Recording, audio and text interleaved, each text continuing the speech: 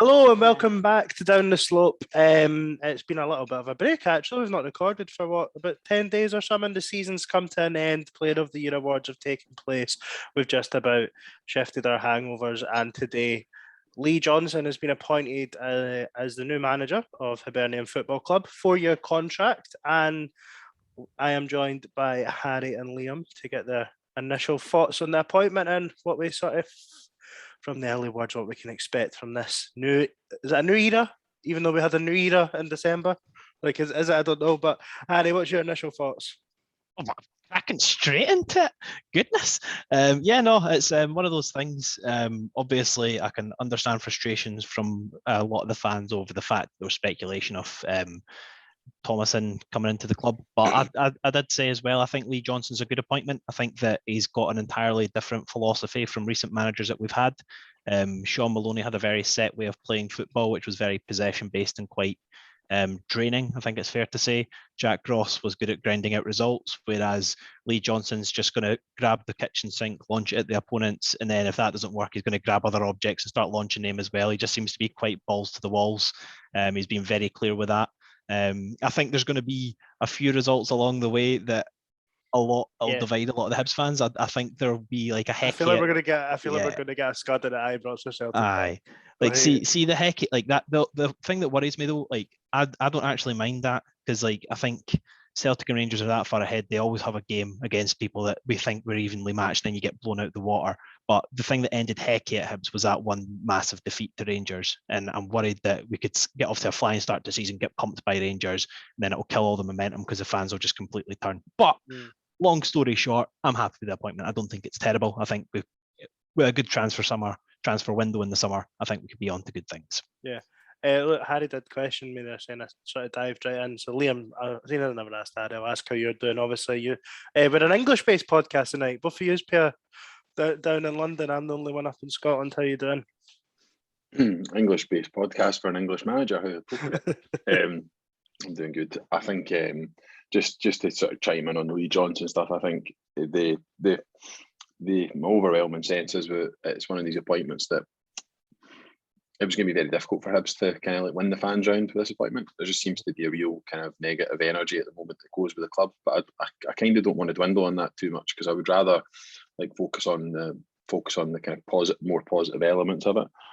He's not John Dale Thomason, so that was the guy that, given the choice, 96% of Hibs fans on Twitter wanted.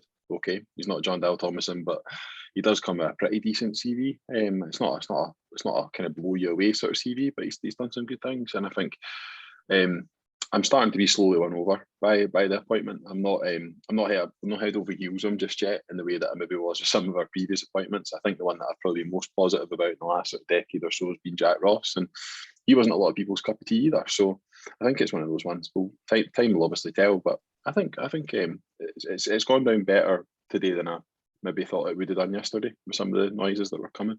Do you think it's almost helped the fact that it was effectively announced yesterday? You know, like it's almost given people that 24 hours to get their head around it and air their grievances, and then sort of move on in that sense from them and really get back on it. And I think as well, like for me, it's Hibs, you know, and I think most people feel that way about their football club, that we now have the clarity and it's now about kicking on. And, you know, football managers become football managers because they can talk the talk. Owners become wealthy enough that they can own football clubs because they can talk the talk. CEOs, you know, like everything's going to sound good. And I would say that the noises that have come out of the press conference and obviously the chat, the sort of internal interview as well, but are both pretty positive. I'm looking forward to it. It's interesting, obviously. I think the Sunderland fans think a lot more of Lee Johnson than they did, say, of Jack Ross when he left. Would you agree with that? Or at least, like Harry mentioned, in terms of style of football? Yeah, like it's kind of a difficult balance to strike, because the thing that Lee Johnson's done is he's went to pretty terrible sides and made them play good football until it's worked. And each club he's went to has kind of found that balance eventually. Because if you speak to like the main qualm that Sunderland fans had, that kind of Hibs fans picked up with Jack Ross, was the fact that he would take a 1-goal lead and sit on it and hope for the best. whereas Johnson just has this like philosophy of, you know, free flowing football, which, as mentioned before, works when it works, but when it doesn't, it can completely backfire. So yeah, no, like it's the type of thing that when we think of Neil Lennon, even though there was quite a lot of negatives towards the end of his tenure, there was a lot of positives that when we think back, just because of how good that football was. And the thing is, for me, even though we finished third last season, like the football was terrible. Like going to Easter Road has just been a chore for the last few years. And it's not the way it should be. Like coming back after a pandemic, we all should have been buzzing week in, week out, and we lost that after about 6 weeks of the season. So the fact that we've got a guy who, in theory, is being given the option to build his entire own squad to play this football that he's claiming that he can get us to play, I think it's a really exciting prospect and something that we should all get on board with. So yeah, no, I think that I'm going back to, as Liam referenced, Harry Clapper. I'm trying to be as positive as possible because it was great against St Johnstone, player of the year night, brilliant. Like there's a lot of positive things going on at the club despite the negativity of the past few months. So, you know, let's just try and come on. Yeah. Do you think is it too obvious or is it a lazy comparison to make between Lee Johnson and Jack Ross given their respective ages at the point of hiring and their last jobs prior to coming to the club? I'll let Liam chime in if he wants to, but personally, I think it's incredibly lazy and I think it's inaccurate. I think they're two very different managers that done very different jobs at Sunderland. It's I like, apart from the fact they were at Sunderland, I don't think there's any grounds of basis and how differing their tenures were at Sunderland. I just think it's a bit pointless, to be honest. I mean, I think there seems to always be a desire from, I don't know if it's just football fans in general, if it's our fans, but there seems to always be a desire to compare players or managers with other players or managers. Like whenever you appoint someone, it's like he won't get the fire up them like Neil Lennon would, or he doesn't have the playing career that Alan Stubbs had, or whatever. Like I just don't really get that desire. Why can you not just assess an individual on their own merits? And if I'm assessing Lee Johnson on his individual merits, he's got the capability to do a good job at Hibs. There's no question about that based on what he's achieved so far in football. I think if you look at the job he did at Bristol City, they're not a basket case, but they've not been they're a club that typically finishes in the bottom 12 places in the Championship. You got them very close to the playoff one year.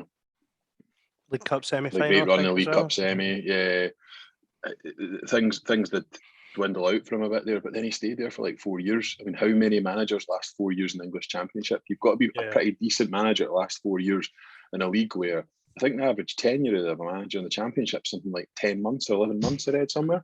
So, to last 4 years is you're kind of 4 times what you're expected to do.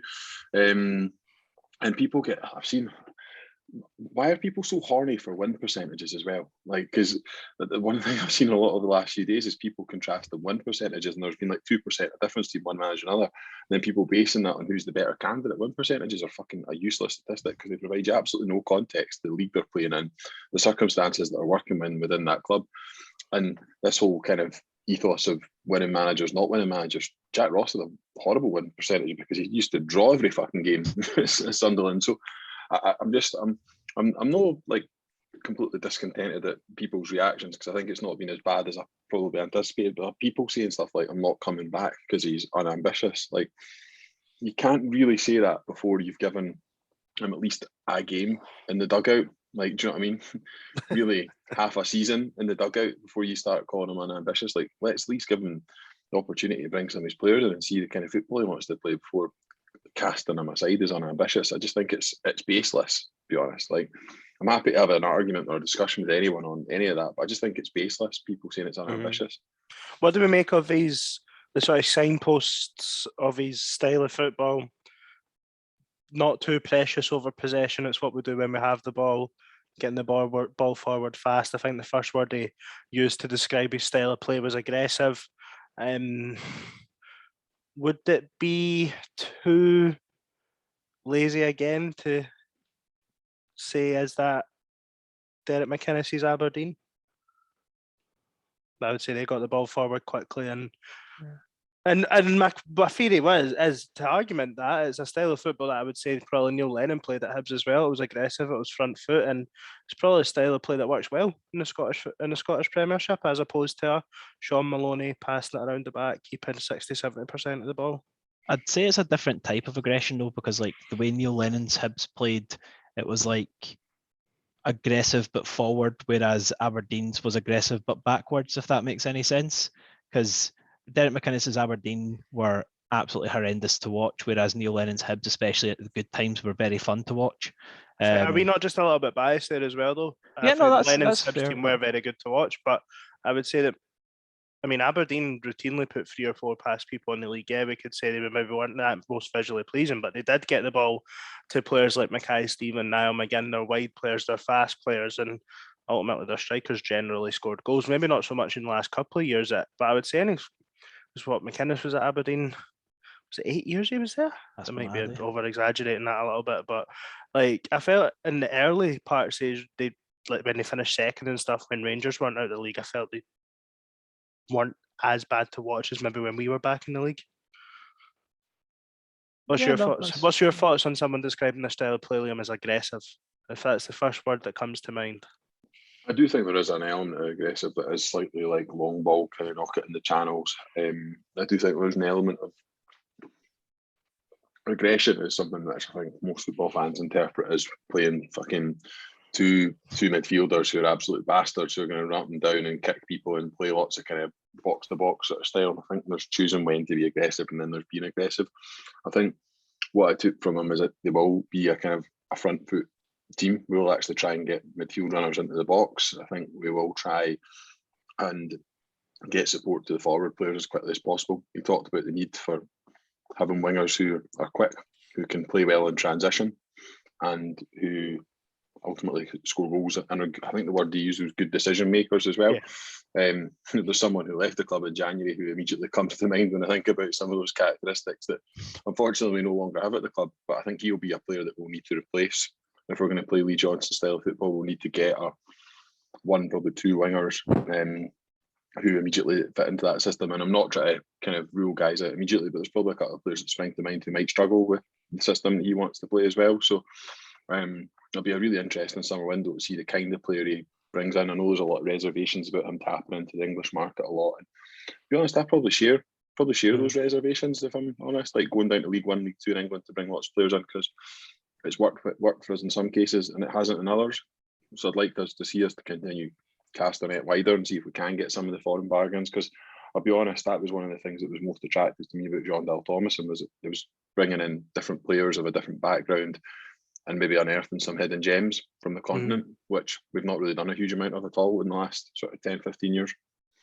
Yeah, I mean, the other words I also did use were, like you sort of mentioned, aggressive, but he says he goes into every game wanting to win. He's not going to go into a game like he'll go and try and play on the front foot, which is sort of, I think, what led to me and you, Harry, having similar thoughts there about a potential drubbing might come, because that's the risk. It happened to him at Sunderland as well. Like that's not like we've seen it at Sunderland. That's pretty much what happened. Did they get beat 4-0 and 6-0 back to back? Or got 6-0 to Bolton was lost as the game that lost him his job when they were sitting third in the league, which you know. Yeah, well, it's heavy. It's heavy. No, I mean, Sunderland, a club like Sunderland shouldn't be losing 6-0 to Bolton, and that, I mean, their fans will be thinking that, particularly Bolton, who I think were like 17th or 18th in the league at the time. And they went there and lost 6-0. But I mean, this is where I think you look at results in isolation. I think we're all guilty of doing it sometimes, and I've definitely done it over the last few days. And some of my concerns about Johnson have been about some of those results that he's had, particularly in his time at Sunderland. You know, recognising that Sunderland have been a basket case for the last number of years, you know, pretty much since they got relegated, maybe even before they got relegated from the Premier League, they've been a bit of a mess of a club. And you know, they're starting to show some signs of recovery now, and you know, I hope for their sake that they get promoted through the playoffs. But ultimately, at the end of the day, he was sacked when they were third in the league. They finished 5th. And they're not even maybe second. I might be wrong, but I thought they were maybe even second. I read in an article they were third earlier on this morning. Still, could be wrong. Say it. No, it says on the Hibs statement it says third as well. Yeah, they finished 5 points off third place. So actually, you could argue that from where he took over when Phil Parkinson was in charge to where he left them in a much better place than when he came in. Same story at Bristol City. He took over and he left them and ultimately in a better position than he found them. And the same for the job he did at Oldham. So for me, there's a bit of like, he's not the name, he's not the sexy person I wanted, but the more you dig into him, the more that you read about him, the more I'm kind of becoming encouraged, I suppose. And I think probably the only club he's managed at so far where you're probably expected to win or draw a lot more than you would be expected to lose a game, he has done. That would be at Sunderland. Like, so 18 losses in 78 games. Like, but a Bristol City team, like you say, Liam, in a championship, not got the biggest budget down there. A Barnsley, again, bottom half championship again. Like, and a club like Oldham as well. Now, again, like, no disrespect to any of these clubs, but their expectations in their respective leagues are going to be different from our expectations of how Hibs perform in the Scottish Premiership. You can argue what leagues are better, what budgets mean, but Hibs are expected to operate at the top end of the Scottish Premiership, or at least that's where our fans believe we should be. And in the one probably job where the fans expect the exact same things, he provided that. And if you get a club promoted out of the Championship like Bristol City, so if you do get them into the playoffs, let's say, or you get them up through the automatic promotion places, you do that once in a 10-year spell, you then become completely out of our reach, because literally you will get a Championship job for the next 8, 9, 10, 11 years if you've got one promotion on your CV. That's literally how it works down there, because the riches are so great getting into the Premier League. You can just do a good job at one club and be a basket case at the rest, and you'll continue to get work. So he is a manager that's within our reach. And are we going to talk about it? Because I don't really feel like we should give it credence, but are we going to talk about the Hearts connection? Yeah, are we going to? Look, I will, because I think it's entirely irrelevant. I really do. Like 4 games, 16 years ago, 16, 17, was it 2000? Aye, it was maybe even longer than that. 3, 4. Like, so I don't want to. Like, there will be people that were at that game, and there's people I've spoke to that were at that game, so they remember him playing. But there's people, let's say my age, right? So I'd have been 7 or 8 at that point. It was the first year I had a Hibs season ticket. I'm sorry, out with maybe Paul Hartley, Stephen Presley, Craig Gordon. I'm not telling you any other player that played for Hearts that season. You know what I mean? Like, and there's people that are younger than me highlighting it. They probably learned that he played for Hearts when they went to Google his win record. Like, like that. And for me, if you can't even picture him in that sort of kit, then why is it an issue? Like, it's not like we've went and fucking hired Paul Hartley. No, I mean, for me, it's just a non-starter for me. I really don't think it's a. Do you know what? It will put him on the back foot if results don't go that way. Look, it will. I think whether it should or it shouldn't, but if he goes and gets beat by Hearts, second or third game of the season, folk will be on his back because he used to play for them. Look at Alan Mabry in his debut. Like, you know what I mean? Like, I think it's the type of thing that it's just stupid. Like, I'd say there's definitely a list of players. So like the likes of like Rudy Scatcho, your Paul Hartleys, your John Robertsons, that we don't ever want anywhere near Hibs. But the likes of Dimitri Mitchells, Jason Cummings, Josh Doig, even David Gray, like they've got some form of like Hearts implication in their background. Like, it's completely irrelevant. Like, it's not like they've scored a screamer against Hibs and they've like kissed the badge as they've ran up to the Hearts fans. It's like Lee Johnson doesn't give a shit about Hearts. He's came out and said today he's going to immerse himself in the culture of Hibs. And like, we're at the stage where, in my opinion, we should just be taking the new manager on like face value. There's no point in like trying to scrutinize every single word until he's done something that is proved as a lie. So like, I think we just need to try and back the guy and not jump on his back for 4 appearances for Hearts 18 years ago. Like, who gives a shit? But Kevin, we should get on his back about fuck Kelly. No. No. One positive thing though. Did you have anything you wanted to chime in on that, Liam? Or no, I mean, I'll just say I do vaguely remember him at Hearts, and it was at the period of time I was obviously still quite young and impressionable and going to games, and I think he had had some injury issues not long after he first joined, and then kind of just flitted out the team. And he was obviously, on a Hearts side that was at a time where they were basically just signing everybody and anybody, and pretty much anyone who signed for Hearts was a mercenary, really, because they were just splashing cash on all. Let's be honest, they almost said as much today. Don't know if you caught that bit in the press conference. Like, no. He said it was an interesting time with what was going on in the background. Oh, right, okay. No, I've not really seen too much of the press stuff, so I didn't catch that. But it's one of those things. You're right, Ewan. It will get thrown at them. It will get thrown at them when we lose a derby, and you will get comments from those few. But I think those few people would find something with any manager anyway. Like, they would find something like the stuff that Jack Ross used to get thrown at him, which some of it was valid, some of it was pretty unfair. Every manager really has had some kind of accusation of Jack Ross not coached up to it, it didn't for what reason. Well, he coached there, but also the whole kind of big game stuff, which didn't really kind of stand up to. But didn't really stand up to the criticism that was thrown at him. And some of the stuff that gets used against Sean Maloney, in the short spell that he was there. So every manager, if you look hard enough, is going to have something that my fans are going to kind of hold on to, if you like, when it goes wrong. One positive thing I wanted to throw out about him, though, is the big thing with Hibs fans is we want Europe minimum, ideally third place, and we want cup runs. And as we alluded to earlier, he's got to the semi-final of the League Cup with a Bristol City side that are definitely not in the top four in that competition. And he also won Sunderland the cup, even though it's not the biggest cup in the world. Like, winning any form of silverware is never easy. So the fact he won them, I think it was their first trophy in like 14 years. Like, he deserves credit for that. And hopefully, our main problem at the moment is we keep getting to these. The only reason Jack Ross got sacked is because he kept getting far into competitions and getting beat. If we've got a guy that can actually win those games, then he'll be absolutely flying. Just wanted to throw that in. No, I think right. I think it's fair to say that Sunderland would be in the top 3 or 4 favourites for the Johnston Paint if any time they're in it. But I'll stand by for something I've said on here before. Hibs should be in semi-finals. If Hibs believe we should be a top 4 club, well, 4 teams enter the semi-finals. So if you want to look at it as that black and white, then so I would say there's a similar level of expectation around Sunderland winning that trophy as there probably would be. Yeah, maybe not the demand for it in the sense of it's something that they were desperate for, but Sunderland would go in with a similar level of expectation in a competition like that I would hold for Hibs to win a League Cup or a Scottish Cup. Jack Ross also failed to win the EFL trophy. I know I've spoken about Jack Ross 100 times and lost to Portsmouth in the final. So and Harry told us it's a lazy comparison, and we keep on going back to it. I know. Screw you, Liam, and your laziness. What makes me sick. What do we make a 4-year contract? Am I right in saying we gave Sean Maloney a 4-year deal as well?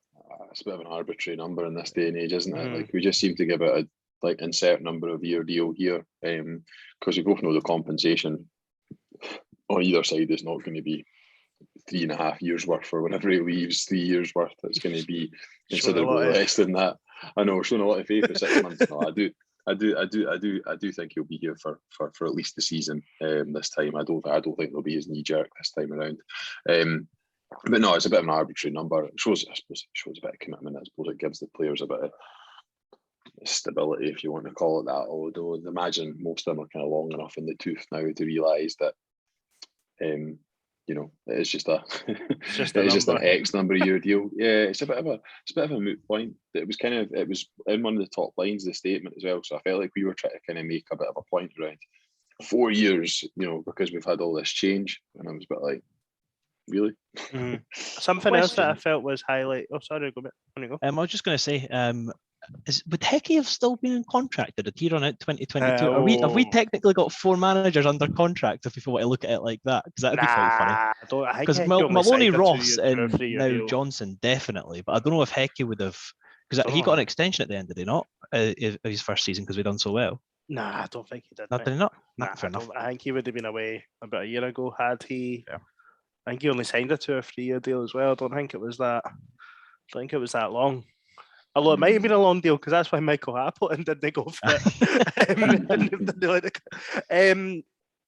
The other thing I felt like Hibs were really highlighting in the press release, and again it was mentioned in the media, was the recruitment side of things. It's a stick that the club have been getting bashed with repeatedly over the last few weeks, by us included, probably rightfully so. Does it feel a little bit of a shift to you guys? Does for me.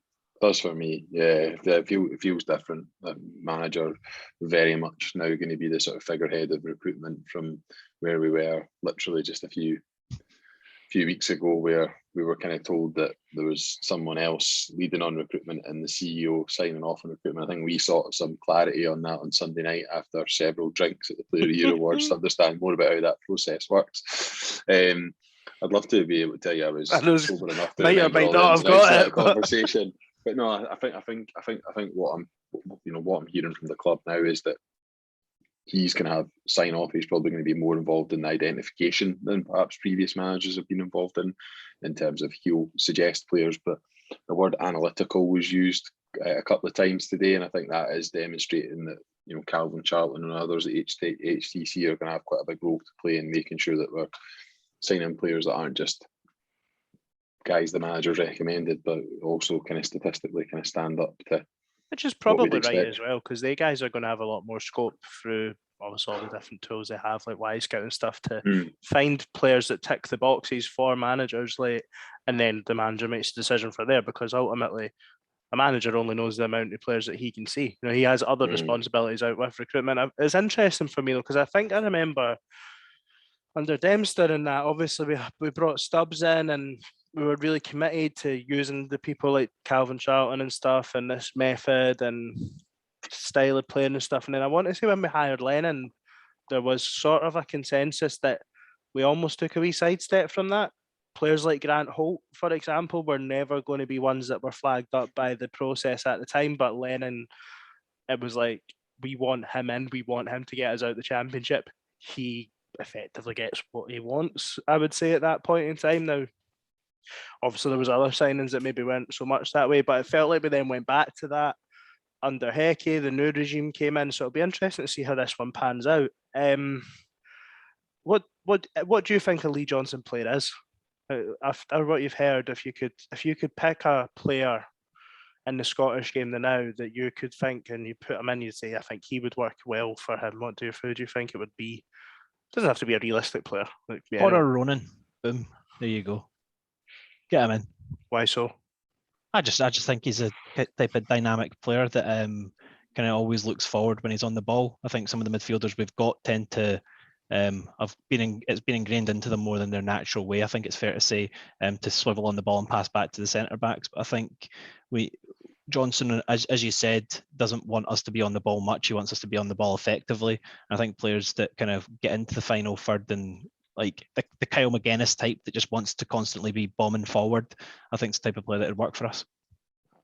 I was actually just itching to jump in and disagree with Harry on that, but actually his explanation of it was quite good, so I'm satisfied by that response. I'm curious as what the disagree was anyway. No, I was just ready to disagree. I just didn't think he was his type of player, but the way he explained it, possibly the one player that jumped into my head immediately was Ian Harkes at Dundee United, like just a total all-round, all-action kind of box-to-box midfield player, which I think is one we're crying out for. The other one, and I'm only making this one, and again, it's probably a bit of a lazy assumption to make based on his previous clubs and where he's just been, but I was thinking about players, and I kind of listen, not going to be popular with a lot of Hibs fans, but I'm just going to say it. Jordan Jones, I think, is a kind of winger that's going to play on the shoulder of the fullback, maybe even the central defender. And we talked about transition today, and we just don't have a player at the moment who helps teams in transition. So a guy that's a winger that's going to get in behind that. Yeah. Does the things that Martin Boyle could do, probably not at the level that Martin Boyle's at, but maybe we sign two of them to find a guy that makes up for what Boyle gave us. Yeah, and I'll be honest, the players that a style of player that I was thinking of, this isn't one that's a realistic signing for Hibs to make, but someone like a James Forrest that I don't really think gives you much other than out and out width. Like, pace, width, really direct, but generally will take on the fullback, try and get to the byline, try and score goals. Like, I think that is probably the mould of player he will look for. Again, I'm not saying that Hibs are going to go after and try and sign James Forrest. I think he's just signed a new contract at Celtic anyway. But I think that might be a style of player that we would be looking for. I think we will probably see 2 or 3 wingers come in. I'm not. I know. I personally think I've got my wish. I don't think we'll be playing a three at the back next season. No. I think three in the back's gone. I think three in the back's gone. I think, unless it was a 3-5-2 that was like a proper actual 3-5-2. Like it's your five or wingers, not wing backs. If you get me, do you know what I mean? Because I think my issue with 3-5-2, as much as the systems was success over the last kind of 6-7 years, my issue with 3-5-2 is when players want to play it safe, it very quickly becomes a back five. And when players don't have when you've got two kind of right and left side, the centre halves who aren't good at stepping out with the ball, you end up with no movement whatsoever, and just it all becomes very flat and lateral. I don't know if you completely digressing, I'll make this a quick point, but Sheffield United under Chris Wilder first season in the Premier League, and the two centre backs that would step in and actually progress the ball and move the ball, that system's fine, that can work. And it allows us to get two up front as well, which is brilliant. And I think Hibs have traditionally been a stronger side when we've been able to play two up front, but the way we've used three at the back recently, it's just been far too safe. Yeah, I was just going to jump in and say I think something that we've been lacking, especially in the absence of Boyle, but outside of Boyle, I think we've really struggled to recruit decent wingers.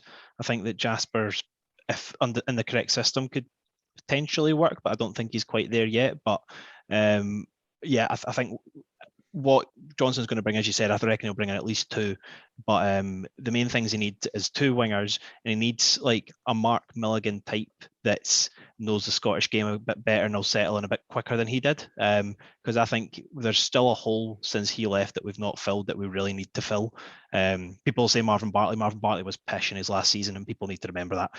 But Mark Milligan, when he left, he desperately needed replaced, and we never replaced him. So I think that Johnson will be able to identify, because as much as I love Papa Gogic, like it was just never really going to work just due to his limitations on the ball. But if we can bring in that guy that doesn't have to be doesn't have to pick out worldly passes, but just needs to be a bit of a bastard in the midfield, as Liam's alluded to in the last few weeks. We just need that kind of dickhead that'll make things work and keep the midfield together and let I hate it because it's such a like overused cliche, but let certain players play, because we kind of need that guy that'll do the shit work to let the others do the fun stuff. You want someone in there that lets the players in midfield bomb forward, because as much as you want, because ideally you want to be able to play something maybe like a midfield three, but Kyle McGuinness to be as free as possible to score goals. You know what I mean? Like, and unless you've got the right players alongside them to do that, you are going to either restrict them or you're going to leave yourself open to a ridiculous amount of counter attacks at the other end. I guess the one other major thing was David Gray's confirmed continuing involvement at the first team. Obviously, Greg's not here. I think me and Greg were both very much sort of the opinion that we felt perhaps a role within where he would have his own team would be better for David Gray. That being said, don't really have an issue with him being in the first team setup still. Like, you know, it's not something that I'm like, oh, why is he still there? I just would question, for me, if he wants to be a manager one day, would he not get more benefit from having his own team where he could make his own mistakes and stuff? Again, there's a lot of question marks for what's happening with the development squad. We've still not really understood about this gap between the 18s and the first team, so maybe that role doesn't even exist for him either. You know what I mean? That's all hypothetical. But are you both happy to see that David Gray will be continuing in this sort of first team coach capacity? I think continuity helps, especially a new guy coming in. I think you need someone who understands and knows the squad and the squad respect him. I think effectively demoting him to an under-18s or development squad role at this point makes no sense whatsoever to me, because David Gray never asked to become caretaker manager for 5 or 6 games. He was thrust into a position of game where he had to step in and do it. And I don't think it's fair to judge him based on a role that he was effectively caretaking in for a 5-game period.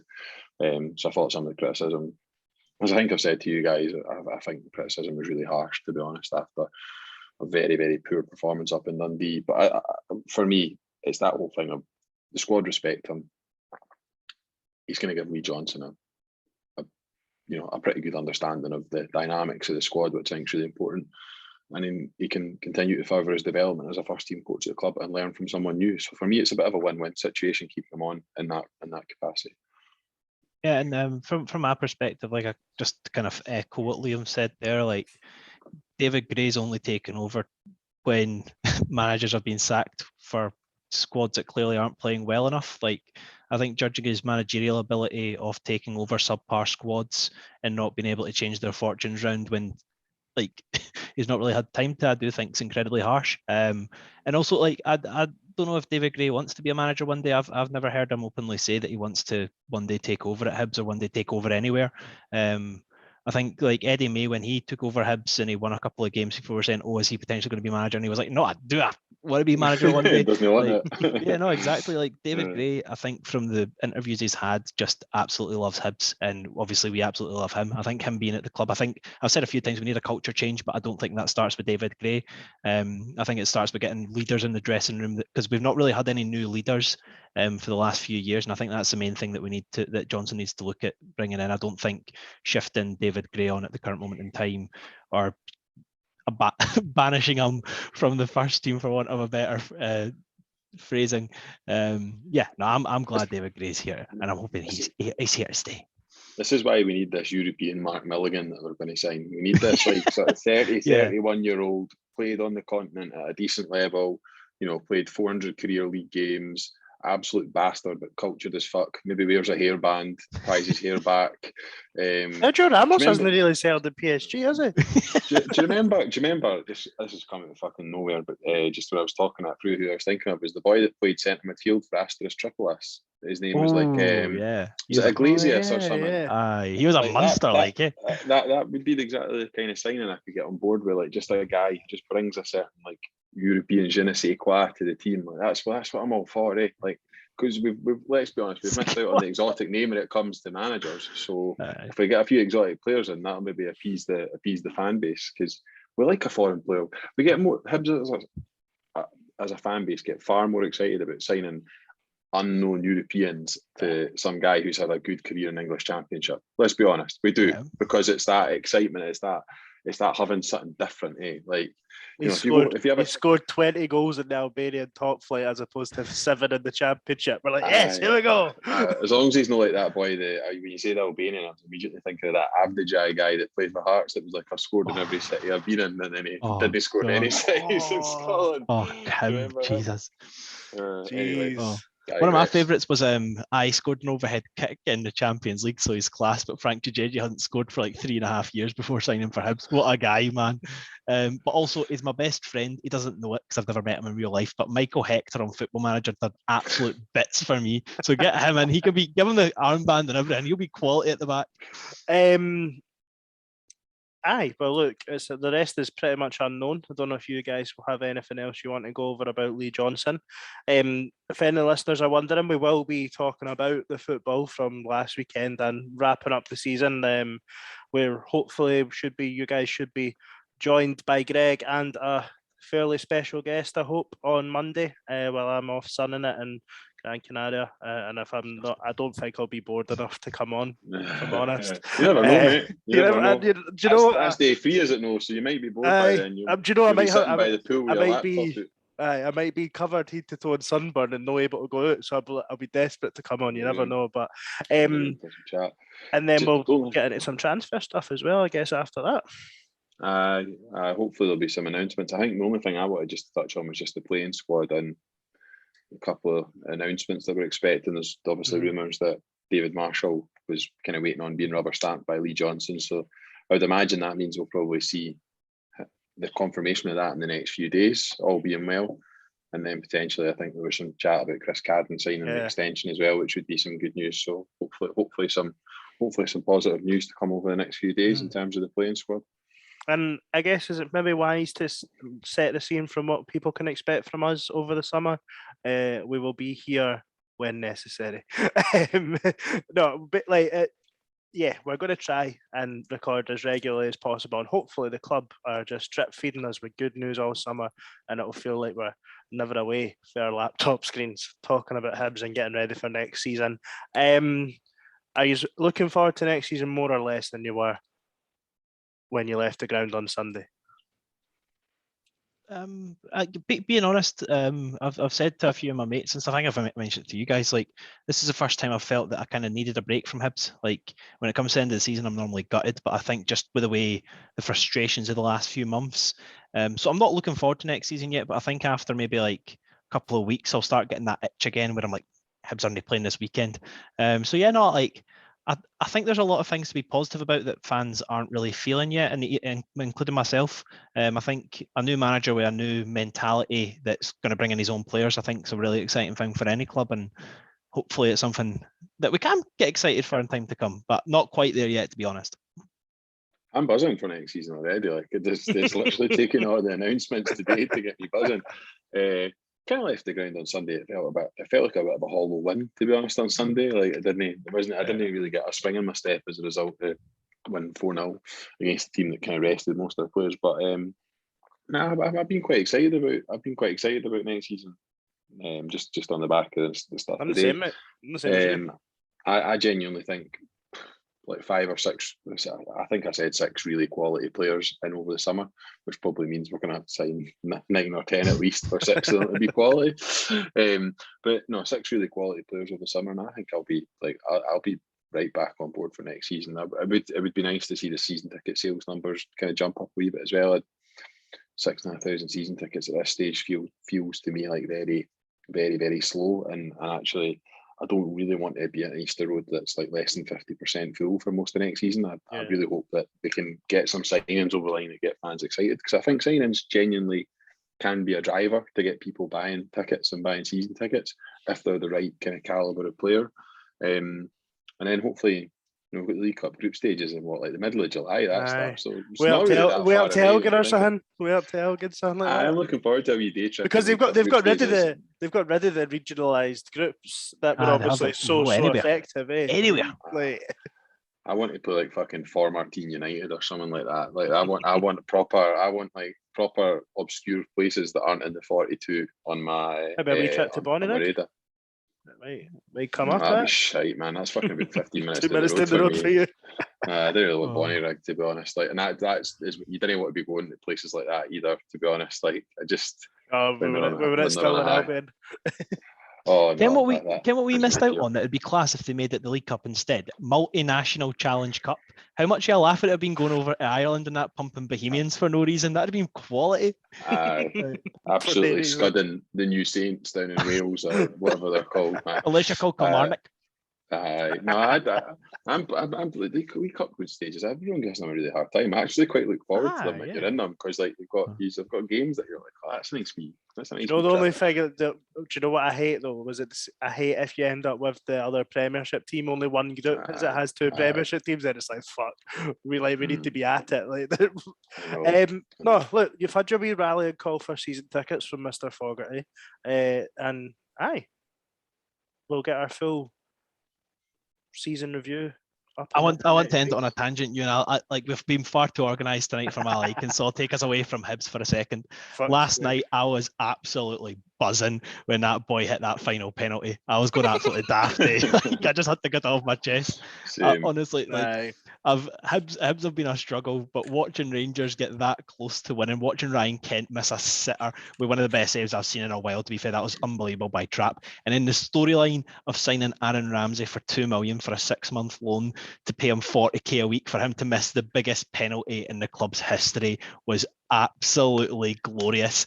Honestly, any Rangers fan, if you're listening to this for some reason, get it Rangy. Congratulations to Frankfurt for eclipsing any of Bayern Munich's Champions League wins in the 70s, of course. Unbelievable. See that on Aaron Ramsey. Other than Louis van Gaal bringing on Tim Krul against Costa Rica in the World Cup, has a manager ever bringing on a player purposely 2 minutes before penalties ever worked in their favour? Because I feel like all it does is it creates all this inbuilt pressure on an individual to score a penalty when, like, there's already enough pressure as it is. You don't really need to bring. It's effectively like bringing on a kicker in fucking American football. Yeah, who's not even a kicker. Do you know what I mean? And I don't think Aaron Ramsey, correct me if I'm wrong, has got any career history that would tell me he's a well-known penalty taker. I think the funniest thing about it is there was 9 absolutely brilliant penalties last night. The quality of the penalties was unlike the amount that just got stuck in the top bag. And then he takes the biggest fucking shanner. It was literally like they'd got a guide in for the crowd. Came out doing that at the halftime show in America. I mean, on you go, son, have a go against this professional goalie. Like the boy trapped, barely even moved. He just like he didn't. Wasn't like he stuck his leg out and it was like a hopeful thing. Like he put his legs out just knowing that it was going to stop the ball because it was such a fucking daisy cut. That was a good laugh, wasn't it? I guess, do you know what we will finish on? I'm not going to Edinburgh or Glasgow on Saturday.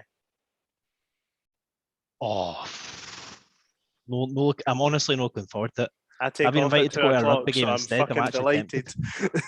Oh, disgusting. I clearly do not want either team to win because I hate them both. I've said pretty consistently for a number of years that the blue half of Glasgow are the team that I dislike the most in all of football. But having said that, I can still see me when it comes to 3 o'clock on Saturday saying that I'd prefer for them to lift the trophy than the other half of Edinburgh. And it does pain to say it. That's where I'm landing on. Less the 2 evils, like they're not going to go on about it, whereas the other lot will go on about it like it's the best thing since. And it's on a very special day. Very special day. But you can. What's funny as well is like it'd be so funny if Rangers have been banging on and on and on and on about the the Europa League and they end up ending the season and the only thing they won's the Scottish Cup. I think that'd be funnier than Hearts winning it. So because it'd be absolutely fuck all funny about Hearts winning it. Ken, I'm not funny about that. See, the thing is, I don't know if you guys are the same, but like when I was watching the game yesterday, like it kicked off, and then like before kickoff, I was like, I want Frankfurt to beat them. Like I wasn't overly bothered, and then the kickoff happened, and I was like, "Come on, get down!" Frankfurt missed a chance after like a couple of minutes or so, and I was sitting on the couch, and Lauren was beside me, and she was like reading a book or something, and I was like, "Fuck!" and she just looked at me like, "All right, so you do care?" Harry, that was enough of a tangent. That probably just extended this by 5-10 minutes. No, boys. I wanted to have a serious conversation about the playing squad for next season and talk about the future of Paul McGinn and all that. That's coming. We're not doing that tonight. Paul McGinn and that, and use a going on Liam, tangents. We've got weeks to fill, mate. Weeks. How many weeks actually have we got until the League Cup group stages? No. I think it's about probably 7. Let me tell you now. It's first week of July, isn't it? Because they're bringing it forward a bit for the World Cup. Oh, right. That's good. I would assume so. That's good. I don't think it's that early. I thought it was in the I know you're right, Harry. 9th of July is the first game. Oh, that's no time at all. Well, if any listeners want to come and join us for a wee show talking shite about something, whether it's new signings or 6 weeks, anything else, just hit us up. Aye, absolutely. Right. Cheers, lads. Enjoy your evenings down in sunny London. I believe it. I mean, the sun that's reflecting behind you, Harry, and your office looks fantastic. I'm sure you'll both end up in a beer garden of some sort. Hey. But yes, enjoy your evenings, lads, and thanks for listening. And cheers. well, here's to Lee Johnson's Hibs. Hibs.